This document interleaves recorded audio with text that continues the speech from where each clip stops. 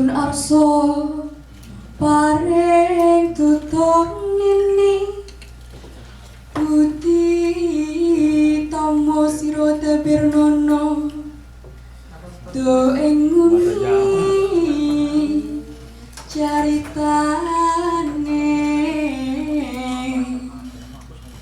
Andeliro sang Prabu Sosro baweng Maespati.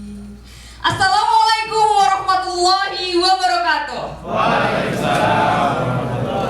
Sekali lagi, Assalamualaikum warahmatullahi wabarakatuh. Waalaikumsalam. Oke. Well, saya deg-degan sebenarnya. Dari tadi kapan ini, majunya kapan ini gitu ya. Tadi ada yang tweet-tweetan sama saya siapa ya yang megang akunnya BMI Korea, siapa nih? Katanya, Mbak, nanti aku temenin depan, Mbak, gitu.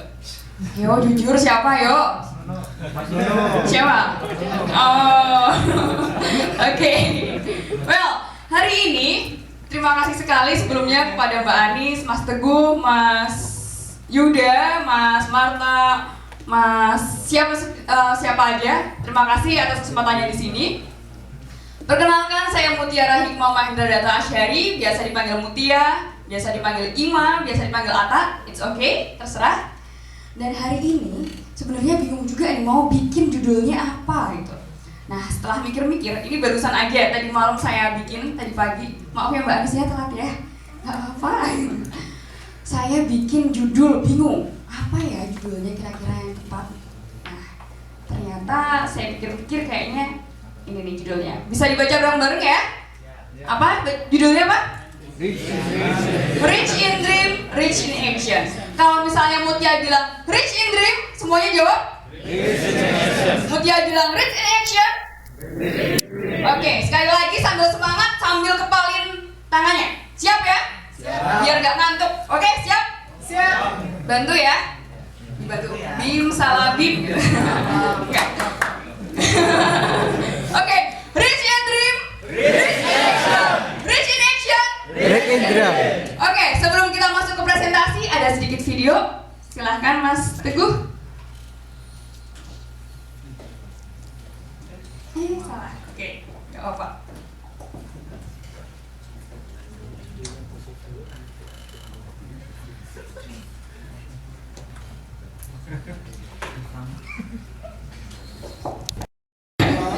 Saya sangat mencintai Indonesia, tetapi sewaktu itu saya belum beruntung di Indonesia, tapi saya beruntung di negara Turki. Saya mendapatkan sebuah beasiswa full dari sebuah organisasi Turki. Saya belajar kuliah di sana selama kurang dari 1 tahun. Di sana saya ada masalah tentang sebuah akidah, dan akhirnya saya kembali lagi ke Indonesia. Sampai di Indonesia, apa yang terjadi? Banyak orang yang menyayangkan kenapa saya pulang ke Indonesia. Banyak orang yang menyayangkan kenapa saya melepas kesempatan emas yang begitu besar di negara orang. Tetapi ibu saya selalu menegarkan saya, Dek, akidah itu lebih utama dibandingkan pendidikan. Benar? Betul. Disitulah saya merasa mulai besar hati. Dari yang drop sekali, saya ini nggak kuliah, Bu. Saya ini nggak kuliah. Ke siapapun saya berkata seperti itu. Ternyata bukan hal yang susah, bukan hal yang gampang untuk mengatakan saya ini tidak kuliah. Saya SMA di kelas akselerasi dan masuk 3 besar. 15 orang dari teman saya sekelas masuk ke kedokteran. Itu suatu hal yang bencana bagi saya. Kenapa saya nggak kuliah, sedangkan teman-teman saya kuliah dan itu masuk kedokteran? Ya karena memang saya ini terbatas sekali masalah biaya. Saya mengetahui orang tua saya biasa saja. Dan ibu saya menekankan bahwa, Dek, kalau kamu kuliah kamu harus beasiswa. Kalau kamu kuliah harus punya uang sendiri. Kamu harus kuliah dengan dirimu sendiri. Dari situlah saya memulai usaha. Awalnya, sebelum senam PTN, saya memulai usaha dari membuka kamar kecil saya, kamar di rumah. Saya memulai les privat. Sebenarnya bahasa Inggris saya nggak terlalu bagus dan nggak bagus menurut saya. Tapi saya mencintai pendidikan, saya mencintai anak-anak, dan saya cinta mengajar. Dari situ, dari situ Dari pagi sampai siang saya mengajar anak-anak kelas privat kecil-kecilan di satu kamar kecil. Sorenya saya mengajar satu atap. Satu atap itu sebuah komunitas anak jalanan di Kota Semarang. Sorenya saya mengajar pagi sampai siang saya pun juga mengajar. Saya suka mengajar dan saya suka pendidikan. Di situ saya memulai usaha dan akhirnya sebelum senam PTN hasil yang saya dapat hanya 3 juta rupiah. Bukan hanya, alhamdulillah 3 juta rupiah. Pertama kali. Oke, saya harus bersyukur ya. Oke. Dan ternyata saya kaget banget. Saya masuk senam PTN, saya lolos Undip. Dan ternyata biaya senam PTN itu 8,9 juta. Oh my god, 5 jutanya kemana? Dari mana? Dan luar biasa sekali kakak saya membantu saya. Kakak saya ada 3 perempuan semuanya. Dia membantu saya untuk biaya masuk senam PTN. Dan sampai sekarang ini saya bersyukur sekali mereka membantu saya dalam kehidupan sehari-hari. Alhamdulillah. Saya akhirnya masuk senam PTN, 3 juta dengan uang saya dan 5 juta dari uang kakak saya. Di situ ternyata usaha tuh nagih loh. Dari yang sedikit muridnya mungkin hanya 10 orang, ternyata semakin banyak. Dan hingga tahun lalu 180 orang tercatat sebagai murid Mutiara Learning Center. Alhamdulillah. Ada 10 kelas, ada 28 teacher, ada 28 orang dan 4 orang karyawan. Itu hingga September 2012. Tapi ketika September 2012 semuanya hancur. Kenapa? Karena ternyata mengelola orang itu lebih susah dibandingkan mengelola barang. Betul? Betul. Kalian semua pasti pernah mengalami hal serupa. Saya ternyata tidak mempunyai kemampuan bisnis yang besar. Saya kurang menuntut ilmu di bidang bisnis. Dan disitulah saya mulai merasakan hancur. Saya mulai merasakan, oh iya, ternyata berilmu itu penting. Tidak hanya formalitas di kuliah, tetapi harus melalui skill dan komunitas. Inilah pentingnya kita membentuk komunitas. Kenapa kita di dalam seminar? Jadi ternyata kita mempunyai informasi ya. Jadi Mas Surya, oh ternyata ekspor itu seperti ini. Inilah pentingnya sebuah komunitas. Oke, next aja deh. Capek saya ceritanya. Oke, planning, organizing, actuating, and controlling. Pasti semuanya udah tahu ya di sini ya. Oke, next. Strong player. Nah, kemarin ada titipan dari Mas Yoda. Gimana sih cara membuat tim yang bagus? Strong player gunanya di sini. Next. Next dulu, previous. Nah, strong tooling. Tadi saya sedikit cerita-cerita nih sama Mas Mata nih. Sedikit bisik-bisik. Wah Mas, jadi pemimpin tuh berat ya. Apalagi memimpin 1000 triliun, jawablah 10 atau 9 atau 8. Kalau nggak sesuai, jawab 1 atau 2. Jadi, value-nya 1 sampai 10 ya. Pertanyaan grup A. 1. Suka bicara di depan umum. 2. Ambisius, sombong, bertindak sebelum berpikir. 3. Suka menyuruh dan menyalahkan orang. Oke. Pertanyaan grup B. Ini langsung pindah B. Pelin-pelan dan mudah terpengaruh. Oke. Menyukai hal-hal teknis. Hangat dan penurut. Oke. Grup C. Ini nggak tahu nih, yang nggak nulis juga nggak apa-apa lah, terserah ya. Grup C. Berpikir sebelum bertindak. Lebih baik diam daripada bicara. Bicara tidak penting maksudnya. Sangat berhati-hati dalam melangkah. Oke, di sini saya Mutia mau nanya, siapa yang paling banyak di huruf A? Huruf A siapa yang paling banyak angkanya? Atau enggak buat semua? Oke, grup A. A? Siapa tadi A? A ada? Ada. Yang B? Apa, Bang? Paling banyak B? Oke. Paling banyak C? C. Oke. Saya koreksi sedikit. Yang A adalah grup merah. Grup merah ini biasanya menjadi seorang pemimpin dan bukan pantas ya, lebih tepat dijadikan seorang PR atau seorang direktur. Amin. Langsung aku A. Grup B. B itu adalah orang biru. Dia pantas untuk menjadi seorang apa? Seorang teknis ya, bergerak di bidang teknis. Bergerak sebagai wakil atau sebagai sekretaris. Dan C, ini cocok sebagai apa kalau C? Anggota. Presiden. C ini cocok jadi bendahara nih. Bendahara atau pendamping dari si A. Jadi yang A sama yang C atau sama yang B ya gitu. Kalau imbang semuanya itu namanya hip hop mas. Jadi sebenarnya banyak banget kuis-kuis gitu. Cuman titipan dari Mas Yoda biar kita tuh mengetahui diri kita masing-masing. Apakah kita A atau kita B atau kita C, merah, biru atau hijau. Merah tadi adalah pemimpin, biru adalah teknis, hijau adalah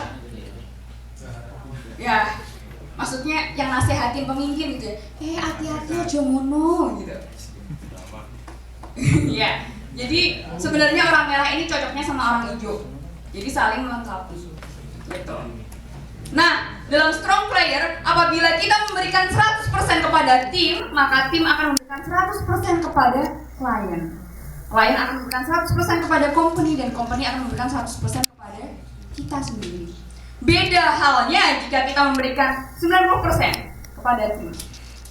Kemudian turun menjadi 80%. Turun menjadi 70% dan turun ke 60%. Jadi usahakan teman-teman semua, kakak-kakak semuanya, adik-adik, teman-teman semuanya, kita berikan 100% apa yang kita punya. Kita berikan 100% tim kita dan kita bentuklah tim yang solid. Dan berikanlah nama tim kita nama-nama yang indah. Misalnya nih, dulu Mutia pernah bikin MLC itu dengan nama Ahli Surga. Subhanallah. Ahli surga apa? A. Add value. H.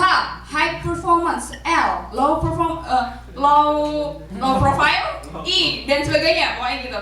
Saya tulis di kantor. Ahli surga. Jadi setiap kita meeting, ayo tim ahli surga meeting. Cantik gitu, indah banget ya. Misalnya tim tomat tadi siapa tomat. Tim tomat. Misalnya T. T-nya apa? O apa itu? Berikanlah nama-nama yang indah karena itu adalah sebuah doa. Benar banget, sebuah doa. Oke. Sekarang teman-teman boleh tangannya ke atas. Tepuk pundak temannya. Kita berdoa bareng-bareng. Temanku sayang. Ini ayam. Kok ada ketawa sih? Sayang sama teman nggak apa-apa dong ya. Temanku sayang. Aku doakan. Semoga kamu menjadi pengusaha yang sukses. Oke.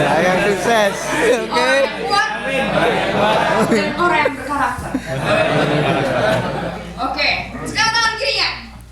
Pembalasan lebih sayang. Baik temanku sayang. Aku juga akan mendoakanmu. Dari pribadi. Yang selalu bermanfaat. Dan berkontribusi untuk umat. Amin ya robbal. Selamat terima kasih.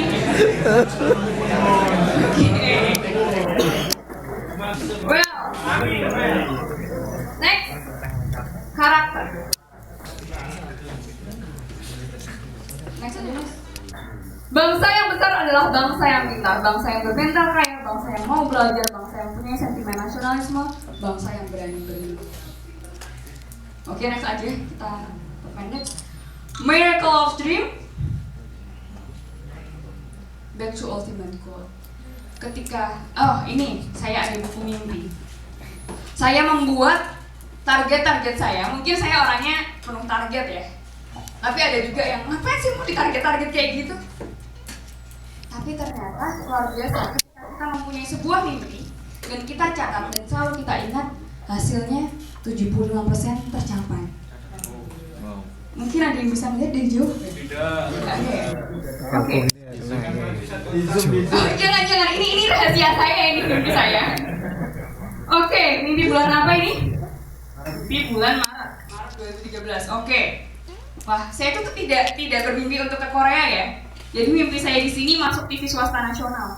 Nah, tapi ternyata kemarin saya ditelepon dari Kick Andy, insya Allah bulan Juli saya dipanggil ke Kick Andy untuk wawancara. Iya, terima kasih. Doanya ya. Dan kalian tahu, 2012 saya meminta banyak orang untuk mendoakan saya masuk Kick Andy di 2013. Dan ternyata itu tercapai, saudara-saudara. Itu luar biasa sekali. Ternyata masuk TV swasta, Metro TV swasta bukan ya? Swasta, wah tercapai juga ya, insya Allah ya. Kemudian, wah ini kacau ini. Foto bareng. Kedua, mimpi saya adalah sistem rumah tangga berjalan baik satu visi dengan suami. Oh, ini belum tercapai ya. Oke, itu skip aja. Ketiga, jadi pembicara entrepreneur di universitas atau luar Indonesia. Oke, ternyata tercapai. Persiapan peluncuran album, alhamdulillah sudah. Kemarin MLC dan MBRijo mempunyai tempat pabrik dan usaha sendiri. Oke. Apa? Oh, presiden.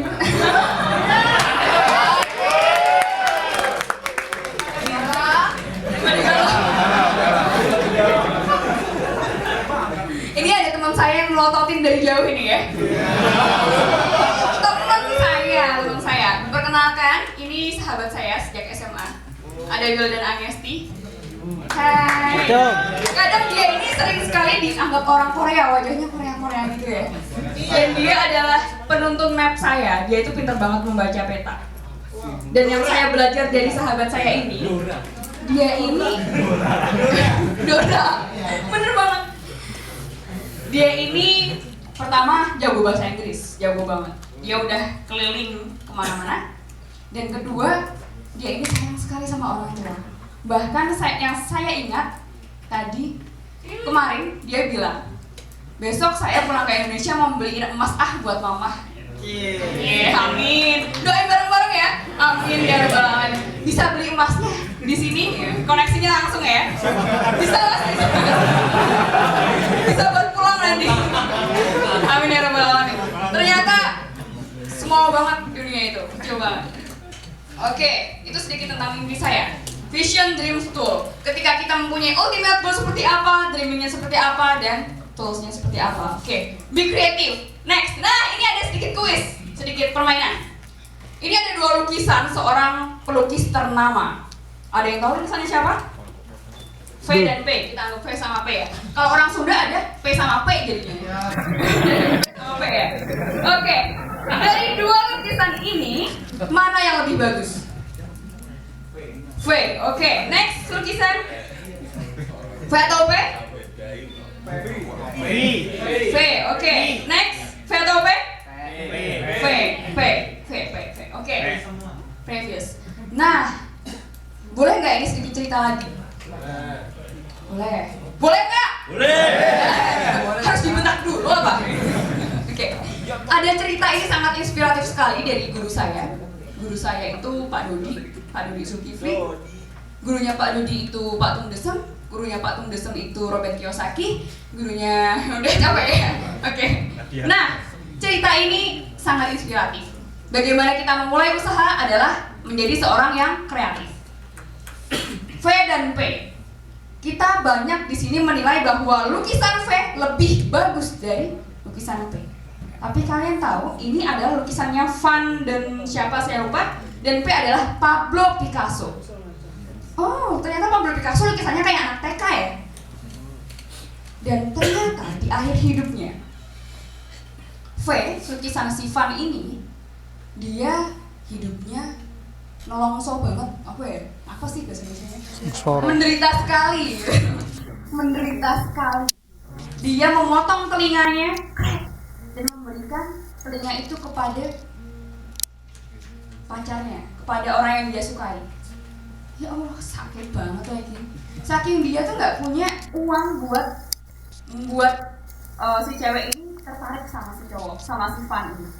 Padahal lukisannya bagus banget. Tapi ketika dia meninggal, setelah dia meninggal, lukisan ini dibayar miliaran rupiah. Jadi dia tuh nggak kreatif buat menjual, tidak ada personal branding. Yes, bahasanya apa ya? Tidak ada marketingnya. Sedangkan Pablo Picasso yang lukisannya kayak anak TK ini, kalian tahu ini kreatif sekali. Nah, boleh nih cerita nih? Boleh. Ini bagus banget sumpah. Boleh? Boleh ya? Gak usah suka-suka kalimat. Oke, Pablo Picasso, dia ini seorang yang biasa saja pada awalnya. Lalu, dia mempunyai ide, aku mau ngelelang lukisanku padahal lukisannya dia tuh biasa aja. Aku mau ngelelang lukisanku. Aku mau ngelelang dengan harga $1 miliar, misalnya seperti itu. Mana ada? Impossible nggak sih? Lukisan kayak gitu dibeli dengan $1 miliar. Impossible? Katanya Pak Gita, impossible is possible is apa gitu kayak. Iya Pak ya? Ya, ternyata semuanya adalah mungkin. Pablo Picasso datang ke sebuah hotel ternama. Dia bicara sama pemilik hotel, Pak, saya ingin membuat lelang lukisan saya di sini. Loh, kamu tuh siapa? Saya Pablo Picasso, Pak. Gitu. Kamu siapa? Saya akan mengundang presiden, saya akan mengundang artis, saya akan mengundang menteri, saya akan mengundang wali kota. Serius? Ya, iya. Cius inilah. Oke. Dan hotelnya awalnya tidak percaya. Gagal. Tapi Pablo Picasso tetap nekat dengan menggunakan nama hotel itu. Dia membuat undangan, turut mengundang presiden siapa? Turut mengundang artis, turut mengundang ini. Otomatis ketika presiden membaca, wah, ada Madonna, aku suka, aku bakal datang. Bener? Artisnya ada presiden, wah, aku bisa mejeng nih. Terus wali kota, wah, mumpung ada Pak Presiden, aku bisa, iya, politik banget ya. Bisa apalah. Dan ternyata setelah undangan tersebar, baru dia datang ke hotel. Pak, saya sudah menyebar undangan yang sudah konfirmasi sekian. Hotelnya berbinar-binar, saya mau didatangi presiden, saya mau didatangi artis. Ini otomatis kesempatan sekali buat si hotel ini buat menaikkan brandingnya, bener? Betul banget. Dan akhirnya tibalah hari itu. Pablo Picasso membuat semuanya, dia mencari sponsor lah istilahnya sekarang kali ya. Mencari sponsor besar-besaran dan mewah sekali. Presiden datang. Lukisannya diletakkan di sebuah kamar.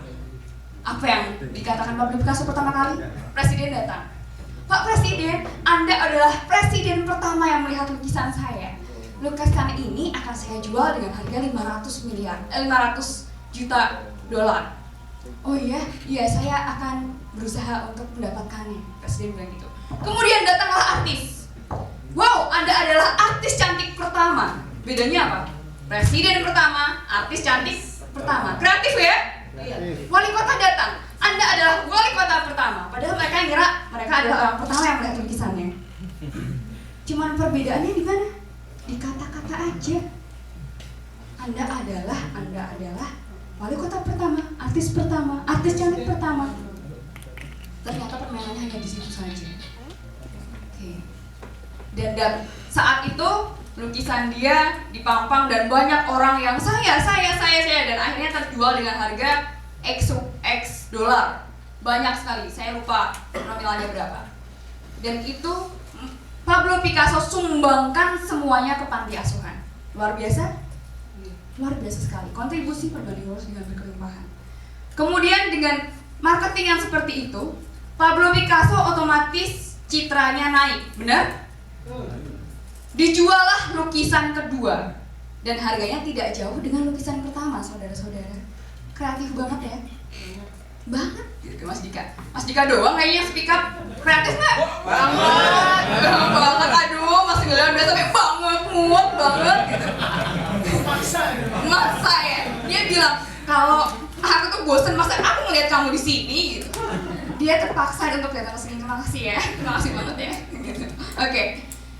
Ternyata perbedaannya hanya di kreatif itu. Si Van ini dia tidak bisa menikmati hasil lukisannya. Tapi Pablo Picasso bisa kaya raya dengan lukisannya. Padahal beda value, beda nilai. Nilainya jauh lebih bagus fun, tapi dia tidak bisa marketing.